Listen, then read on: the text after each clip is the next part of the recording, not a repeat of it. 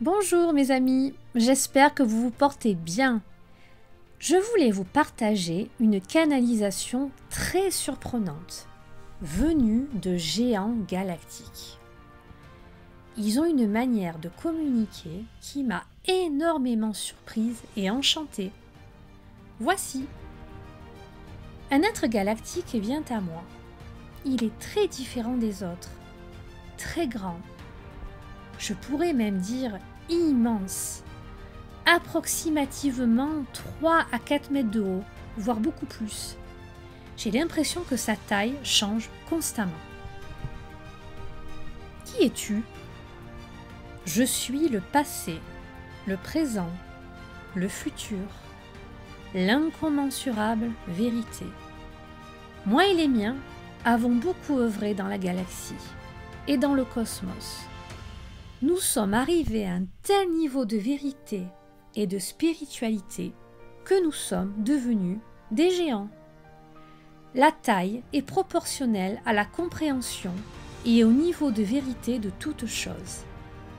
Ainsi, je représente la vérité parce que j'y ai accès.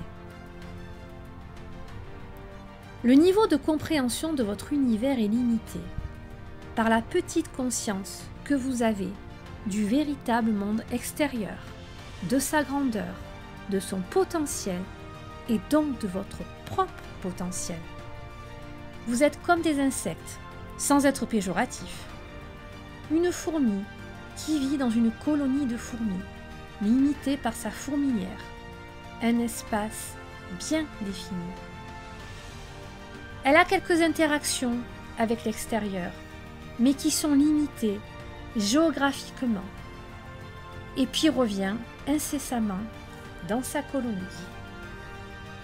Vous faites partie d'une structure organisationnelle, bien définie, bien implantée, bien conditionnée dans votre mental, jusqu'à imprégner votre âme.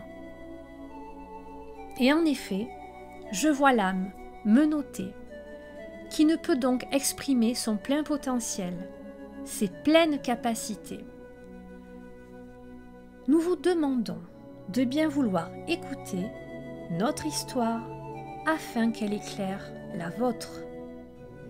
Cette histoire, nous allons vous la raconter sous la forme d'un conte. Les contes ont un côté enchanteur et permettent de mieux retenir les informations.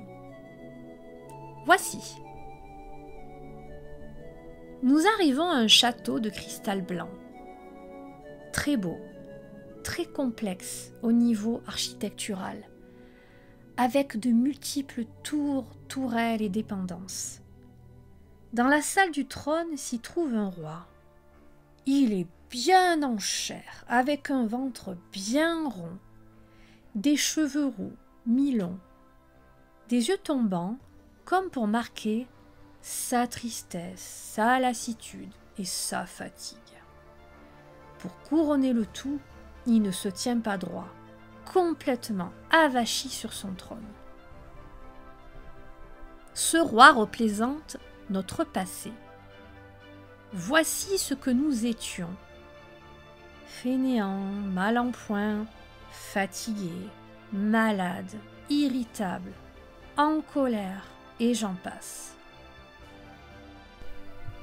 Ainsi ce roi était triste, sans but, parce que son âme était éteinte, opprimée, éloignée de son corps physique.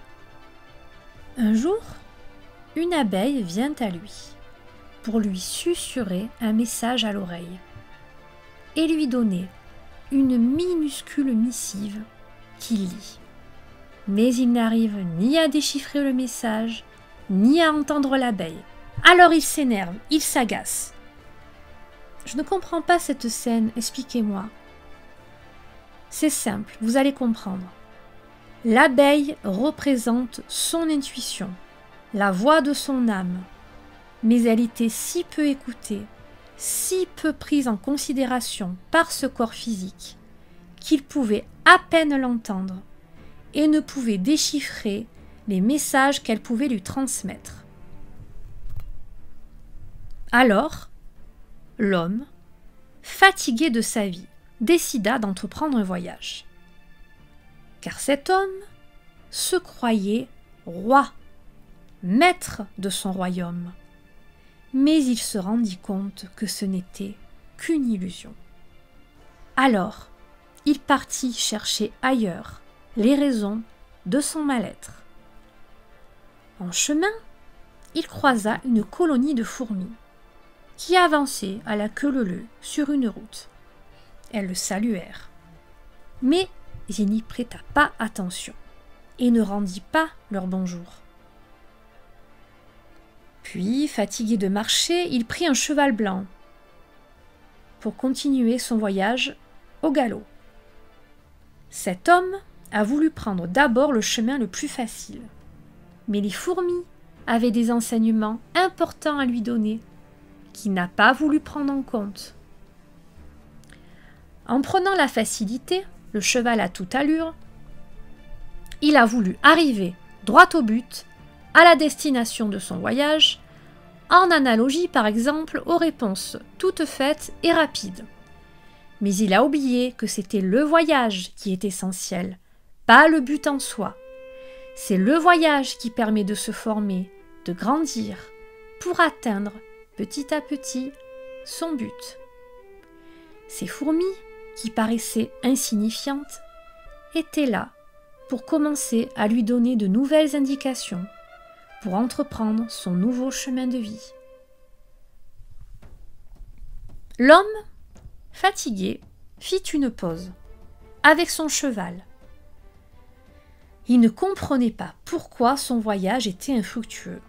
Il était toujours aussi fatigué, toujours aussi gros, toujours aussi malade, toujours aussi las de vivre, avec ses yeux tombants de désespoir.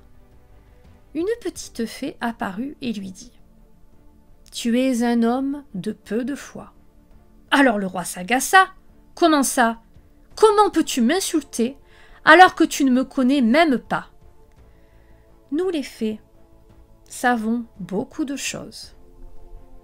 Non, je ne te connais pas, mais ta réaction montre que tu ne te connais pas toi-même. Si tu te connaissais, si tu avais confiance en toi, alors tu ne réagirais pas ainsi au message que je t'ai donné. Tu serais fort, droit dans tes bottes, et tu n'aurais pas prêté attention à ma phrase, car conscient de ton pouvoir, de ta souveraineté et de ton chemin. Alors le roi dit « Que dois-je comprendre? Nous les fées connaissons le chemin du cœur. Nous les fées connaissons les dégâts à être loin de son âme. Ta quête ne peut aboutir par la facilité. Personne ne pourra donner des réponses à tes questions, car c'est toi qui as les réponses à toutes tes questions. » Mais le roi dit « Je ne sais pas comment faire. Je sais que je dois changer de vie. Je sais que ma vie n'a pas de sens. S'il te plaît, guide-moi, je suis perdue. » La fée alors lui dit « Écoute ta conscience, écoute ton âme, écoute ton cœur. Plus tu les écouteras, plus ils grandiront en toi et plus ils te guideront sur la voie. La vraie voie qui te mènera à bon port, à bonne destination. » Le roi dit « Mais comment les écouter? Prends le temps de te centrer sur toi-même chaque jour, un petit peu plus longtemps, de chercher en toi le chemin de ton cœur, et tu auras toutes les réponses à tes questions. » Mais alors, ils sont interrompus. Un message, habillé, comme au Moyen-Âge, arrive à cheval avec une missive.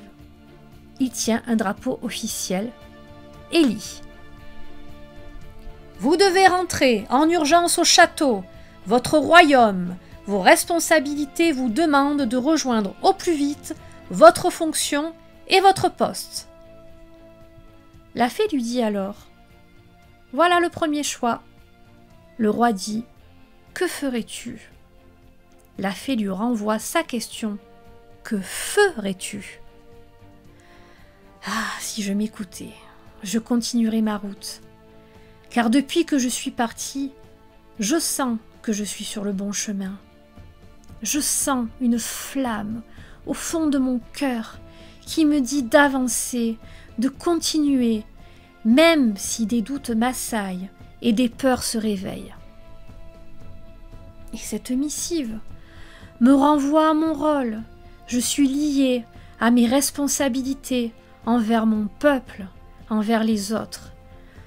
Je suis tiraillée entre mon devoir et mon cœur qui m'appelle. La petite fée dit « Eh bien voilà, tu as ta réponse. » Alors le roi écrit un message qu'il donne au messager. De retour dans la cour du château, il lit la lettre du roi. « Mon peuple, votre roi a besoin de partir dans une quête que vous ne pouvez pas comprendre. Une quête pour le ramener à son âme et à son cœur.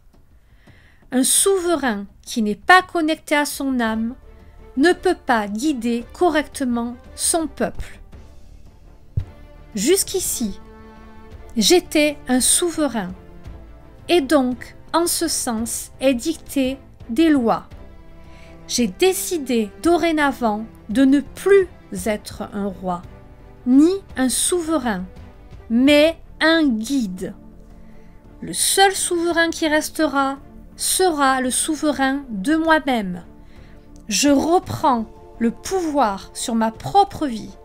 Je suis le roi de mon chemin, le roi de mon destin, et je vous invite à faire de même. Quand j'aurai retrouvé suffisamment de clés pour redevenir le roi de ma vie, alors, si vous le souhaitez, je vous guiderai vous aussi vers votre propre souveraineté, afin que vous ne soyez plus des sujets, mais tous des rois et des reines de vos propres vies, tous égaux en tout point. Magnifique, quelle belle histoire. Le géant galactique ajoute: ce conte doit vous aider à comprendre le vrai sens de la vie. Nous aussi avons vécu ce que vous vivez actuellement, une vie limitée, une vie encadrée, une vie conditionnée. Vous devez reprendre le pouvoir sur vos vies, sur vos cœurs. Vous avez tous une force incroyable à l'intérieur de vous, mais que vous avez oubliée. Alors apparaît l'archange Michael, magnifique, avec son armure et son épée d'or. Des forces bienveillantes, telles que l'archange Michael, sont là pour vous guider, vous aider, mais pour ceux et seulement ceux qui veulent bien prendre le chemin, car vous avez le libre arbitre. Nous pensons qu'il est temps maintenant de comprendre que toute cette soumission et cette oppression ne sont plus possibles. Les changements actuels et futurs sur votre planète sont là comme des électrochocs pour réveiller vos corps endormis, las, apeurés, asservis, tout comme le roi et son peuple, afin que vous repreniez les rênes de votre destin. Des heures sombres vous attendent sur le chemin de l'éveil, de la connaissance et de la vérité. Nous avons déjà vécu ce parcours et nous connaissons trop bien les pièges de cette matrice 3D invalidante et bloquante. Vous ne devez pas vous laisser piéger dans la tristesse, la peur, le conditionnement de votre société, ni par le doute, ni par l'angoisse. Vous devez devenir vos propres souverains, votre propre lumière, votre propre guide, afin de vous révéler à vous-même. De nombreuses guidances sont là pour vous aiguiller sur votre chemin, mais vous devez prendre les éléments qui vous permettront de suivre votre propre éveil. Tous les chemins mènent à Rome, comme vous dites sur la terre. Chacun a un parcours et une voie différente. Ce n'est pas parce que votre chemin est différent d'un autre qu'il sera meilleur ou à condamner. Vous ne devez plus juger vos frères et sœurs, même s'ils ne pensent pas comme vous, même s'ils n'ont pas le même parcours que vous, car en jugeant, en attaquant, c'est vous-même que vous jugez, car nous sommes tous faits de la même énergie et sommes liés par celle-ci. Tout comme, en impactant la nature, les animaux, votre terre-mère, c'est comme si vous vous attaquiez vous-même. C'est ainsi que votre monde est en perdition, car en étant dans de mauvais sentiments ou actions avec d'autres, avec votre nature ou environnement, c'est comme si vous vous retourniez contre vous-même. Les autres, c'est vous. La terre, la nature, les animaux, les insectes, les montagnes, les arbres, l'eau, l'air. C'est vous. Arrêtez de différencier, de compartimenter, de juger, d'oppresser ceux qui sont différents ou ceux que vous ne connaissez pas. Il n'est nul ici question de vous sermonner ou d'être un professeur avec un sentiment de supériorité. Simplement, nous avons de l'avance. Notre civilisation est tellement ancienne que nous savons ce que vous avez vécu et ce que vous vivez en ce moment. Nous sommes comme des aiguilleurs. Et à ce moment-là, je vois une boussole avec des aiguilles qui perdent le nord et tournent dans tous les sens. Nous essayons de vous faire gagner du temps dans votre éveil, votre ascension, car l'ascension est là, elle est inarrêtable, elle est irrémédiable. Nous vous donnons des conseils, des indications pour vivre au mieux les changements radicaux, sociétaux, vibrationnels que vous êtes en train de vivre et que vous allez vivre sur la Terre. Nous essayons de vous faire gagner du temps. Nous essayons d'éveiller les personnes encore endormies ou à moitié endormies. Persévérez, travaillez sur vous-même. Le train de l'ascension est à prendre, mais cela ne se fera pas tout seul. Nous vous assistons, nous vous guidons, mais nous ne sommes pas là pour vous sauver, car vous devez vous sauver vous-même. Nous offrons notre aide, avec toute notre bienveillance et tout notre amour. Ainsi se termine mon histoire, Lyra. Elle fut longue, mais riche en émotions et informations. Vous avez toutes les cartes en main pour réussir ce passage de l'ascension. Laissez-vous guider par votre foi, par votre cœur, par votre intuition. Mais il est nécessaire d'oser sortir des sentiers battus, des paramètres préétablis par votre monde depuis votre naissance, afin que vous retrouviez votre guidance sur le chemin de l'éveil. Si le roi n'était pas sorti de son confort, de sa vie bien protégée en apparence, dans son château, alors il n'aurait jamais trouvé ce qu'il cherchait. Notre monde n'est pas si différent du vôtre. Simplement, il est ouvert sur toutes les autres multidimensionnalités. Il est moins ancré dans la matière, ce qui nous permet de devenir plus grands, plus forts, plus connectés. Alors, il se passe une scène bizarre. Il me donne ses chaussures de géant et me dit « Tiens, mets-les ». Je m'exécute et à ce moment-là, je deviens moi aussi une géante. Toi aussi peux devenir nôtre. Ces chaussures, cette façon d'être, cet autre rôle que peut jouer l'âme n'est pas réservé à une élite, mais à tout le monde.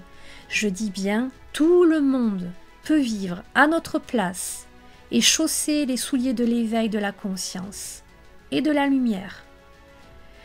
Les conspirateurs actuellement à l'œuvre sur votre terre essaieront de vous détourner par tous les moyens du chemin de l'ascension. Vous devez apprendre à faire confiance à vos sens, à votre intuition, à ne pas confondre avec le doute, la peur, l'angoisse, la colère. Elles sont la voie du mental. Le mental est différent de l'intuition. Vous devez apprendre à distinguer le mental de la voix du cœur. Plus vous ferez cet exercice, plus vous gagnerez en autonomie et en souveraineté. Voilà le chemin de l'âme. Voilà le chemin du retour vers la lumière. Merci infiniment d'avoir pris le temps de nous écouter. Le peuple des géants galactiques.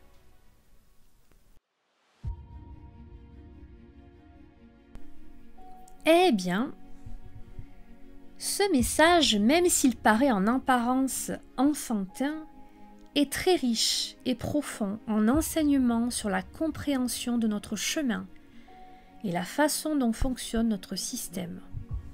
Ce roi a en effet décidé de rendre l'indépendance à son peuple et surtout à lui-même. Notre système actuel, au contraire, nous infantilise, nous gouverne, au lieu de nous guider vers notre propre souveraineté. C'est ainsi que nous avons perdu le pouvoir, le contrôle de nos vies, nos vraies capacités, notre vrai potentiel. De ce compte, chacun, en fonction de sa vie, de son parcours, en tirera des leçons.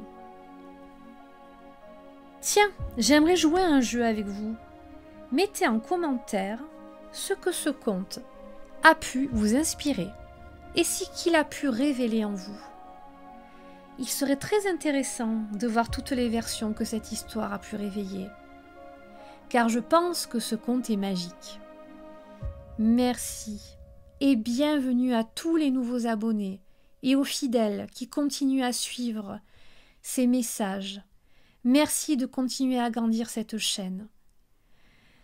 Vous savez, je fais cela de façon bénévole. Cela prend beaucoup de mon temps. Je n'ai rien à attendre ni à retirer en retour. Mais le simple fait d'avoir vos commentaires et le nombre d'abonnés qui s'agrandit m'encourage à continuer. Car il n'est pas confortable ni aisé de s'exposer. Je le fais pour vous, pour que vous soyez au courant de l'actualité du monde de l'invisible, que vous trouviez des clés à vous sentir de mieux en mieux et en connexion avec votre âme. Je le fais aussi pour mes alliés, pour qu'ils puissent s'exprimer à travers ces messages. En ce moment, les énergies sont très fortes et nous vivons des montagnes russes et émotionnelles. Ces nettoyages sont nécessaires, mais parfois difficiles pour nous. Accrochez-vous, croyez en vous. Nous sommes plus puissants que nous le pensons. Quand vous êtes dans une situation inconfortable, recentrez-vous sur votre cœur. Merci encore de prendre de votre temps pour écouter tous ces alliés merveilleux du ciel et de l'intra-terre qui nous accompagnent. Je vous aime, vous embrasse de toute mon âme, de tout mon cœur. Lyra de la Lyre.